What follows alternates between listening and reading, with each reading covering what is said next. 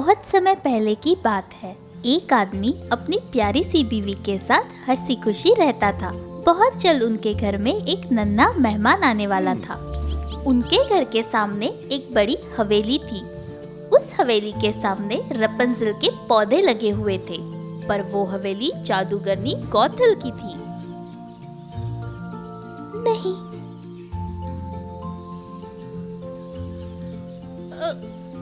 पत्नी का मन थोड़ा बेचैन हो रहा था, इसलिए वो बालकनी के पास ताजी हवा खाने आ गई।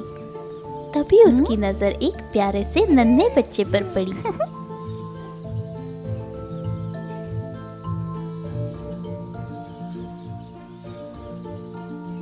देखिए, वो बच्चा कितना प्यारा है। हाँ, वो बहुत प्यारा है।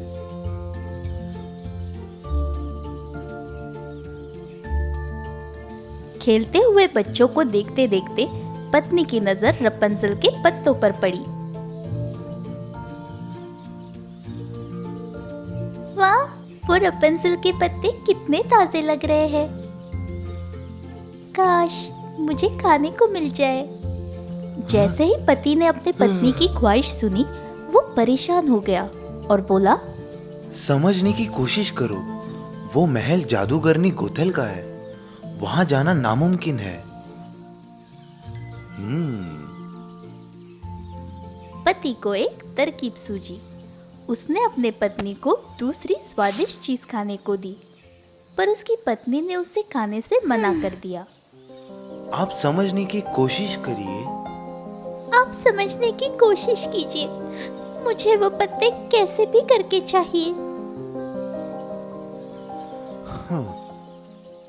आखिरकार पति ने अपने पत्नी की इच्छा पूरी करने की ठान ली। पति जादूगरनी के पास गया और उससे रपंजल के पत्तों के लिए किड़किड़ाने लगा, पर जादूगरनी ने उसकी एक न सुनी और उसे निकल जाने के लिए कहा।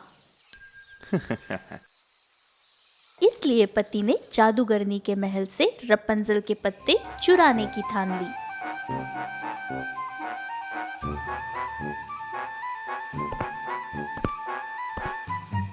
आधी रात को पति उस जादूगरनी के महल में चुपके से गया और वहां से कुछ रपंजल के पत्ते चुरा लिए।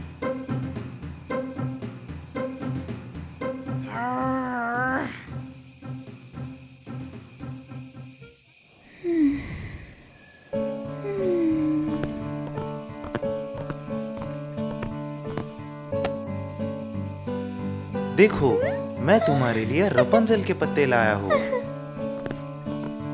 पत्नी ने अपने लिए रपंजल के पत्तों का सलाद बनाया और बहुत मजे से खाया।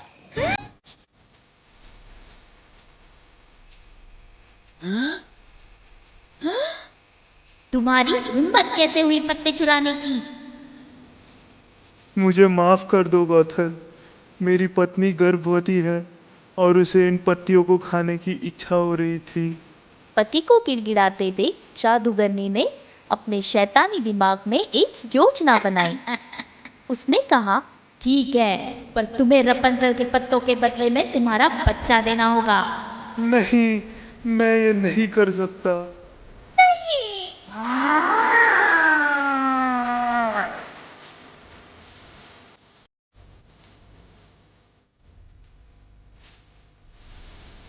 तुमने अगर अपना बच्चा नहीं दिया तो इसका परिणाम अच्छा नहीं होगा। गौथल की धमकी से पति बहुत ज्यादा डर गया था, इसलिए उसने गौथल का कहा मान लिया।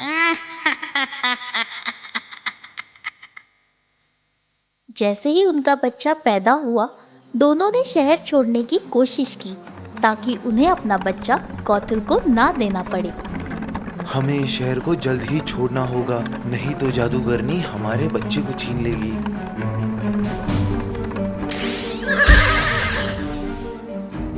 नहीं, ऐसा मत करो। गौथल बच्चे को ध्यान से देखकर उसका नाम रखने का सोचती है। तुम्हें मैं रपंजल के नाम से पुकारूंगी, जिन पत्तियों की लालसा तुम्हारी माँ को थी। गौथल बच्चे की बहुत ही अच्छी तरीके से परवरिश करने लगी। बहुत साल बीत चुके थे। अब रपंजल गौथल की निगरानी में पल रही थी। उसके बाल घने, लंबे और सुनहरे हो गए थे।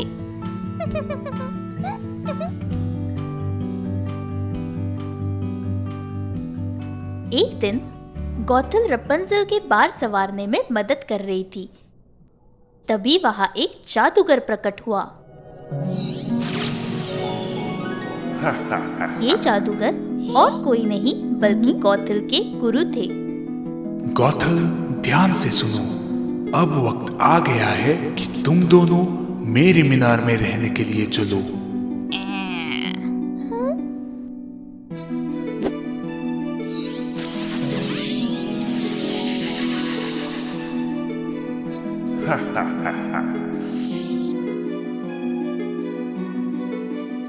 जादूगर अपने जादू से रपंजल और गौथल को एक ऊंची सी मीनार में ले गया।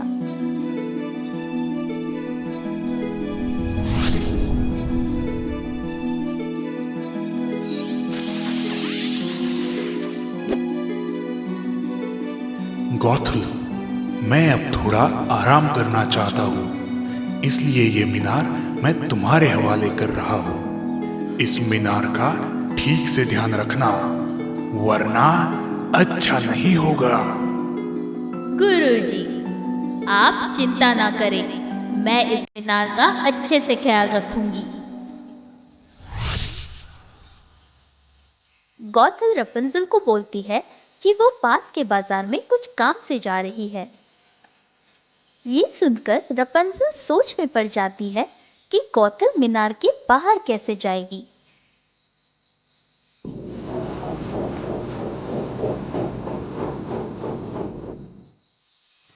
रपंजल, मैं जैसे ही वापस लौटूंगी मैं तुम्हें नीचे से आवाज दूंगी। रपंजल, रपंजल, अपने बालों को नीचे छोड़ो।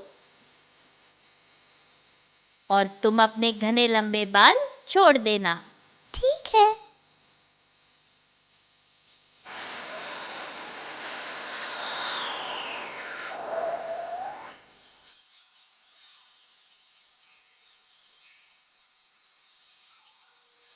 मीनार में कैद रपंजल अपना मन गाना गाकर बहलाती थी।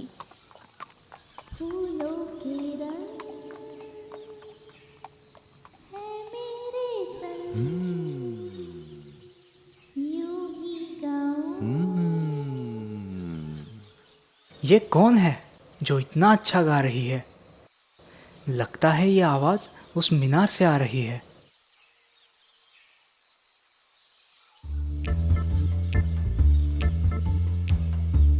जब राजकुमार पेड़ के पीछे छिपकर गाना सुन रहा था, तभी उसने देखा कि गौथल मीनार के पास आती है और जोर से आवाज देती है, रपंजल, रपंजल, अपने बालों को नीचे छोड़ो।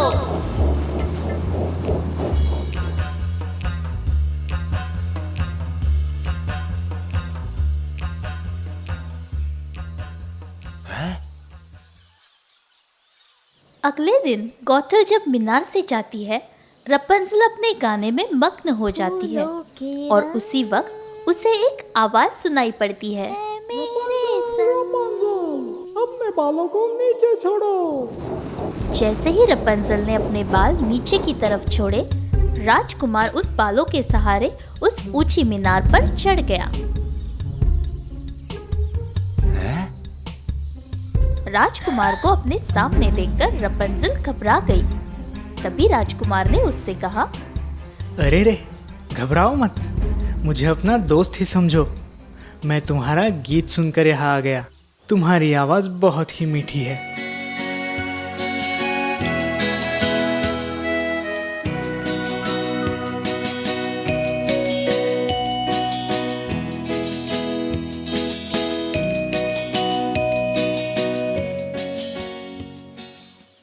सुनिए, आप इस रहस्यमय मीनार में क्यों रहती है?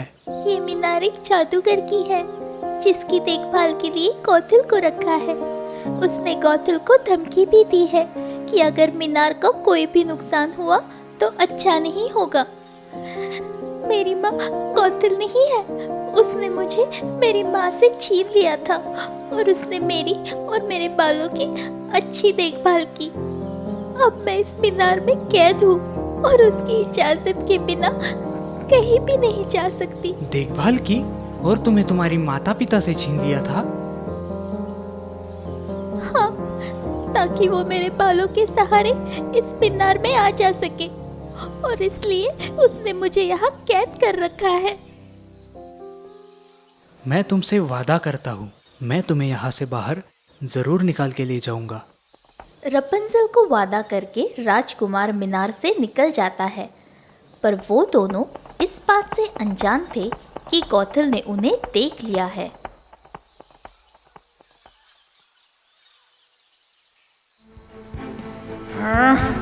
तुम्हारी इतनी जुर्रत!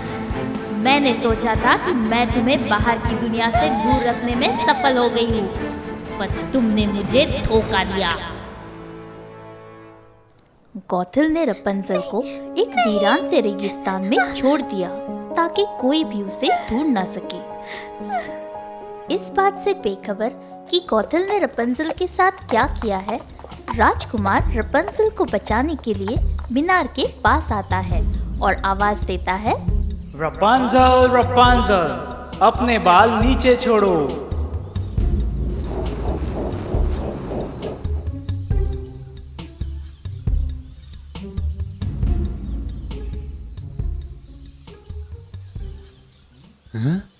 जैसे ही राजकुमार ऊपर चढ़ के जाता है, वो गौथल को देखकर हैरान हो जाता है।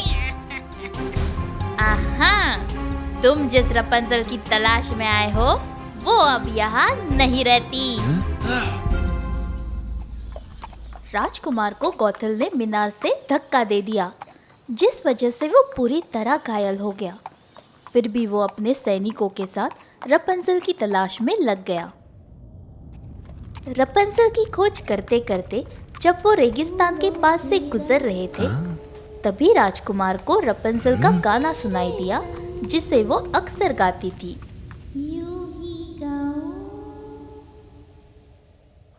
आखिरकार राजकुमार के सिपाहियों ने मीनार को तोड़ दिया, जिसका गौथल को ख्याल रखना था। रुक जाओ! गौथल ने उन्हें बहुत रोकने की कोशिश की, पर वो नाकामयाब रहे।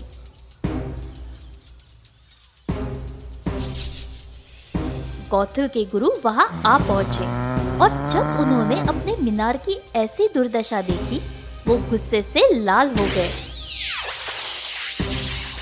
उन्होंने गौथल को दंड दिया और वहां से गायब हो गए।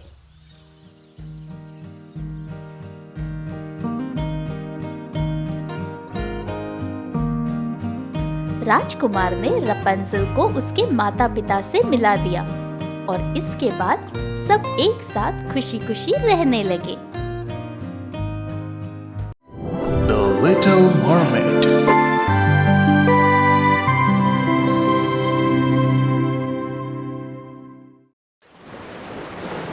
महासागर की गहराइयों में बहुत कुछ छिपा है, जिसके बारे में हम कुछ नहीं जानते।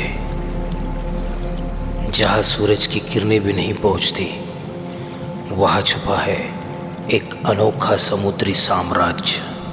एलिस! एलिस! तुम्हारे पिताजी ने तुम्हें बुलाया है। मैं आ जाऊंगी। एलिस, कहाँ जा रही हो? रुको, रुक जाओ। एलिस, वहाँ मत जाओ, वहाँ बहुत अंधेरा है। कहाँ छुप गई हो एलिस?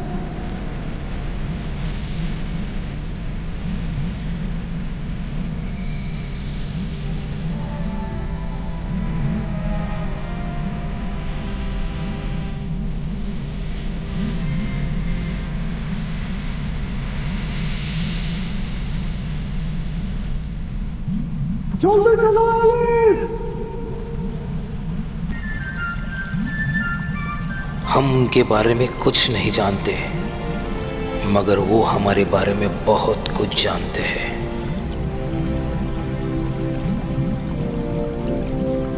ये हमेशा याद रखना, समुंदर की सतह पर जाना हमारे लिए खतरा साबित हो सकता है। हाँ, खतरा?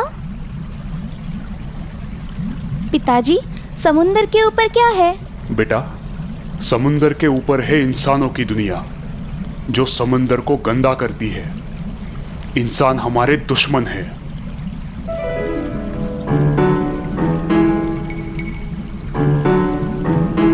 दादी माँ, मुझे इंसानों की दुनिया देखनी है।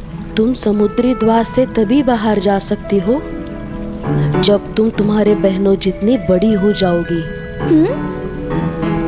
क्या इंसान हमारे दुश्मन है? सारे तो नहीं, पर कुछ इंसान बहुत बुरे होते हैं। वो समुद्री जीवों पर हमला करते हैं, इसलिए हमारा उनसे दूर रहना ही अच्छा है। डॉल्फिन, इंसानों की दुनिया कैसी है?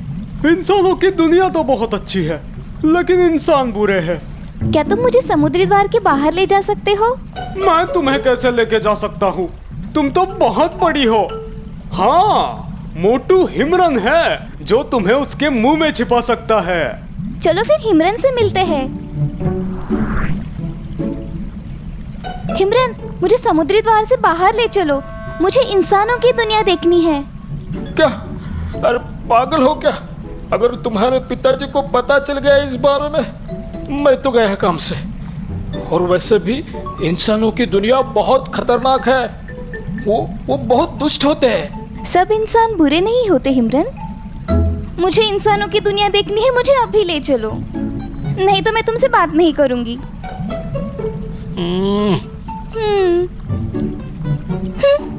अरे क्या कर रही हो? अरे बाबा ठीक है, मैं तुम्हारी मदद करूंगा। वाह, सच? शुक्रिया, तुम बहुत अच्छे हो।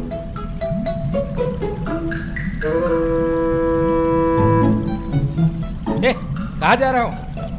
हमें समुद्री द्वार से बाहर जाना है। उम्र क्या है बेटा तुम्हारी? चलो घर जाओ। चिल्ले पिल्ले समुद्री द्वार के बाहर चल ले। अरे हिमरन भाई, बहुत दिनों से नजर नहीं आया। बकवास बंद करो और चुपचाप तुम्हारा काम करो।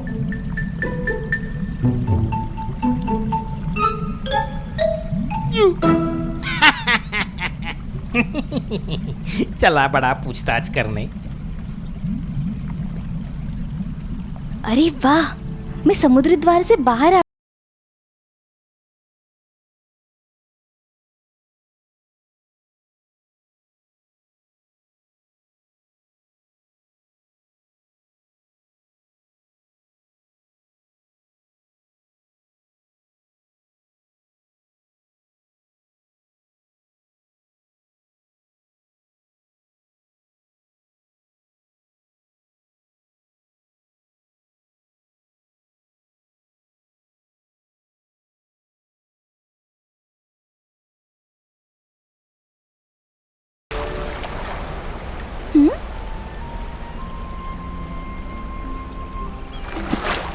डॉल्फिन, वो क्या है? वो इंसानों का जहाज है। वहाँ जाना ठीक नहीं होगा। चलो थोड़ा पास जाके देखते हैं। एलिस, वहाँ जाना खतरे से खाली नहीं है। मुझे तो खतरों से खेलना ही पसंद है। एलिस, सुनो। Alice, Alice.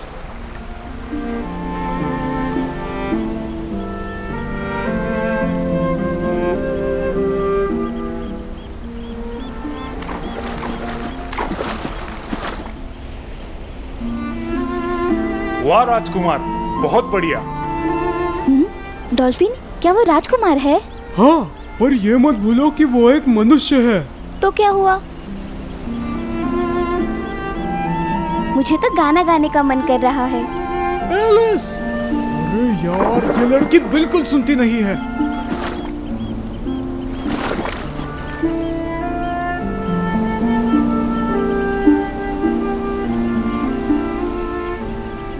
सागर की मैं राजकुमारी, धरती के तुम राजकुमार। चलो खत्म करें हम ये दूरी, होने लगी हूँ मैं बेकरार। वाह, कितनी सुरीली आवाज है। पर ये आवाज है किसकी? कौन है वहाँ? एलिस, चलो जल्दी पानी में, वो हम पे हमला करने वाले हैं। हाँ? लगता है समंदर के लुटेरे हैं। हमला करो।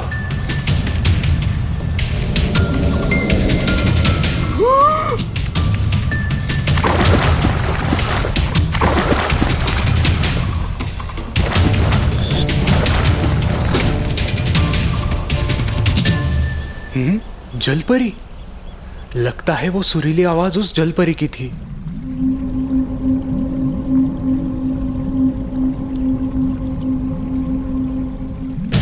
राजकुमारी पर हमला हुआ है। क्या हमला हुआ है? आज हम इंसानों को नहीं छोड़ेंगे। हमारी राजकुमारी पर हमला करोगे?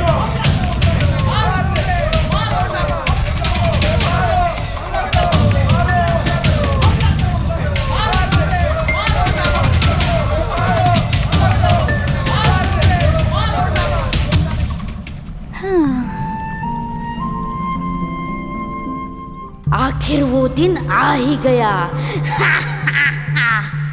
समुंदर के बादशाह की बेटी एक मनुष्य को छुप के देख रही है। अब कुछ तो करना ही पड़ेगा। रुको, कोई हमला नहीं करेगा।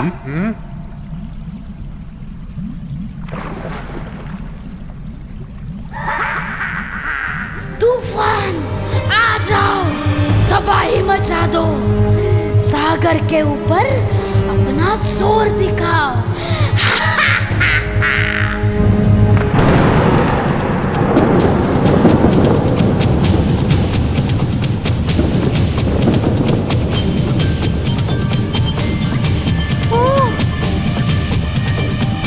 डॉल्फिन, हमें उनकी मदद करनी होगी, नहीं तो वो जहाज डूब जाएगा और सारे लोग मर जाएंगे। नहीं एलिस, वो हमारे दुश्मन है। चलो यहाँ से।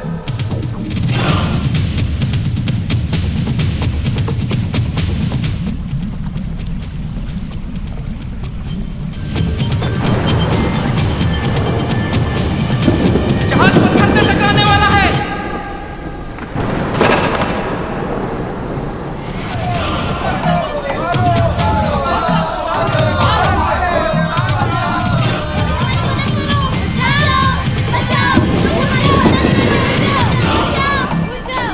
जहाज डूबने वाला है।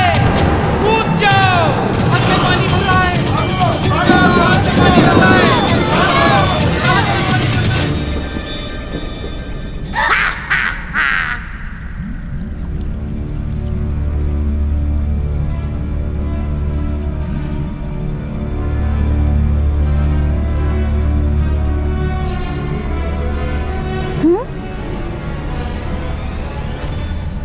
ओह, हाँ, वो कौन है? वो तो राजकुमार है। राजकुमार!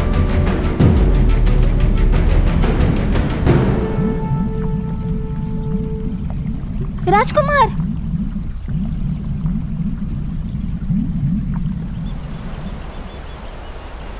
राजकुमार, आंखें खोलिए। हाँ?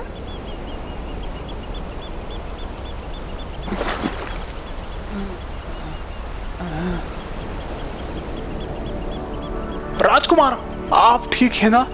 मैं ठीक हूँ। एक लड़की ने मेरी जान बचाई। मैंने उसकी आवाज पहले सुनी है। बहुत मधुर और सुरीली आवाज है उसकी।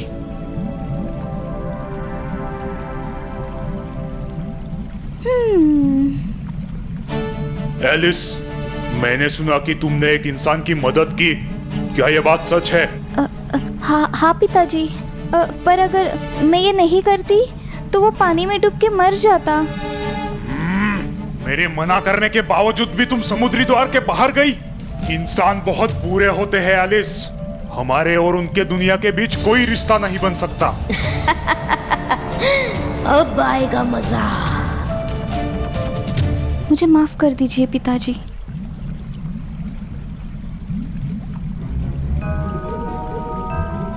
जादूगरनी जी, मुझे आपकी मदद चाहिए।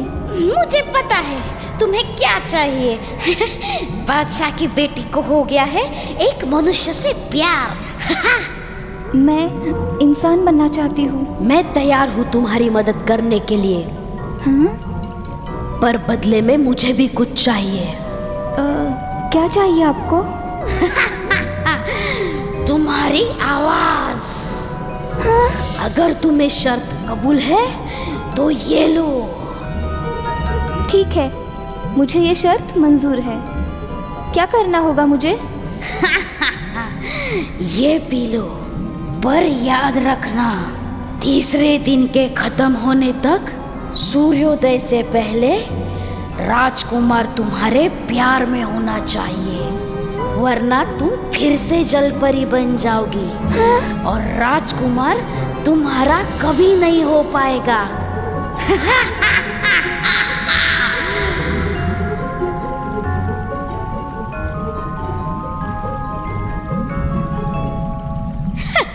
मूर्ख जलपरी, कल तो राजकुमार की मंगनी है, अब तुम कुछ नहीं कर सकती।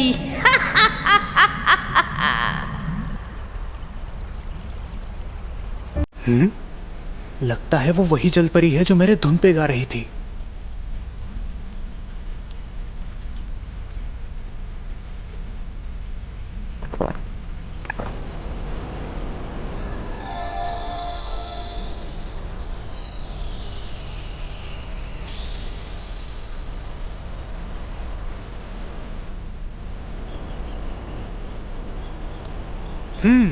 अरे ये तो जलपरी नहीं, कोई सामान्य लड़की है। लगता है मेरी गलतफहमी हुई।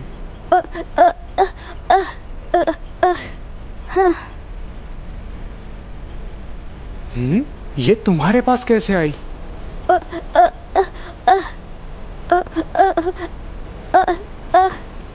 लगता है बेचारी बोल नहीं सकती। अरे अरे अरे, संभाल के। क्या हुआ तुम्हारे पैरों को? इसे आराम की जरूरत है।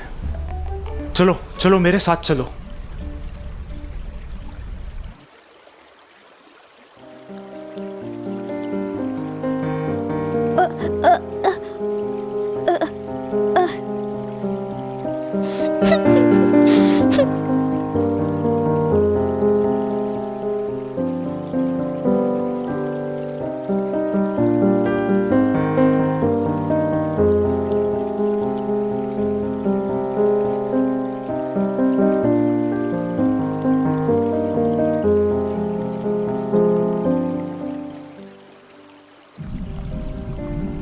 हमें एलिस की मदद करनी होगी बेटा। दुष्ट जादूगरनी ने एलिस की आवाज छीन ली है। मेरे इतने समझाने के बावजूद भी एलिस ने एक मनुष्य से प्यार करने की गलती की है। सब इंसान बुरे नहीं होते बेटा। आज अगर मैं राजकुमार को नहीं बता पाई तो उसकी शादी हो जाएगी।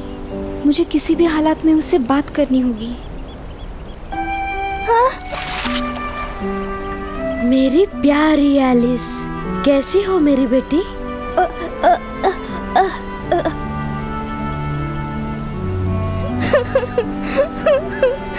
रो मत बेटा, सब कुछ ठीक होगा। वे समुंदर की सारी शक्तियों,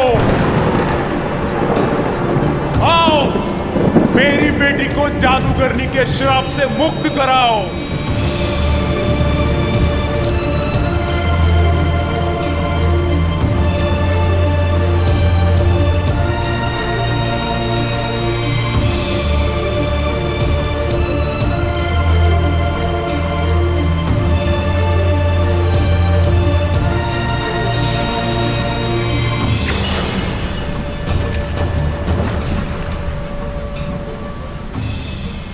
बेटी, अब तुम जादूगरनी के जाल से मुक्त हो। मुझे माफ कर दीजिए पिताजी। मेरी प्यारी बेटी, तुम्हारी खुशी से बढ़कर मेरे लिए इस दुनिया में कुछ भी नहीं है। जल्दी जाओ बेटा, वरना राजकुमार की शादी हो जाएगी। हाँ? हिमरान! आपकी सेवा में हाजिर हूँ राजकुमारी।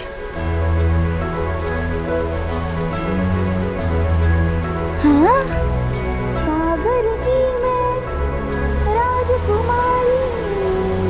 राजकुमार! धरती के तुम राजकुमार! हाँ?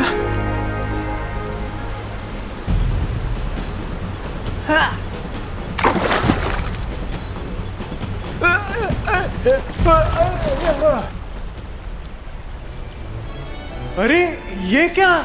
तुम बोल सकती हो, फिर इतने दिनों से मुझे क्यों नहीं बताया? मुझे खतरों से खेलने की आदत जो है।